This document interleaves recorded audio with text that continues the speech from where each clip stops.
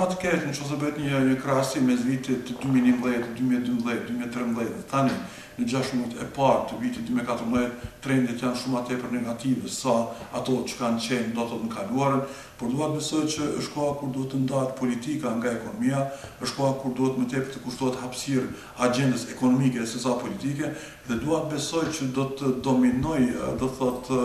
toleranca dhe besimi në institucione dhe do të kemi institucione sa më shpejt është mundur me vetëm në qëllim që këto institucione ta kenë prioritet zhvillimin ekonomik. Nëse vërtet edhe me tutje do të vazhdohet me këtë avaz, atëherë ju e dini që shkalla e papunësisë është mjaft e madhe, e kemi një varfëri ekstrem në rritje sipër dhe një bombë e kurdisur sociale mund të jetë një rrezik permanent që do të kanosë Kosovës në të ardhmen. Është koha kur duhet vërtet këto indikator të krijuar të marrim dhe të analizojmë Ministeri i Shtetit dhe duhet urgjent të gjendet një formë e një infuzioni financiar për sektorin privat në Kosovë, sepse nëse nuk do të gjendet një formë e tillë, atë kolapsi do të jetë i paevitueshëm. Realisht çështjet e përgjegjësimit janë që nga fillimi.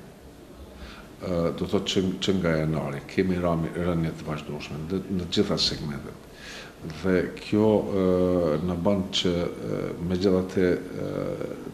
të kuptojmë se gjithë mekanizmi shtetëror që nga fillimi i vitit më shumë ka qenë i përkushtuar se si do të rrjedh ky vit në kuptimin elektoral dhe në kuptimin zgjedhor se sa që të shtyjë përpara proceset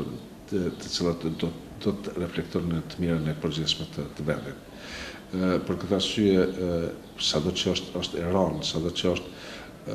bukur shqetësuese, megjithatë nuk është dashur të presim një situatë pak më të mirë kur institucionet përgjithëse neglizhojnë problemet esenciale që janë në këtë vend, që është çështja e punësimit dhe varfërisë dhe sigurimit të perspektivës. Qeveria është e kapluar më shumë me zgjedhjet, me rezultatin e zgjedhjeve, me mënyrën se si do të kalohet ky ngërç politik, sesa që të qëndrojnë mbrapa disa koncepteve apo disa ideve të cilat i ka pasur edhe më herët. Për këtë ilustrimi më i mirë janë dy projekte shumë të mëdha të cilat po zvarriten, të cilat po prolongohen. Është koncesionimi i Brezovicës, i parkut të Brezovicës dhe ndërtimi i termocentralit Kosova e Re. Situata e tillë vetëm çka e ngarkon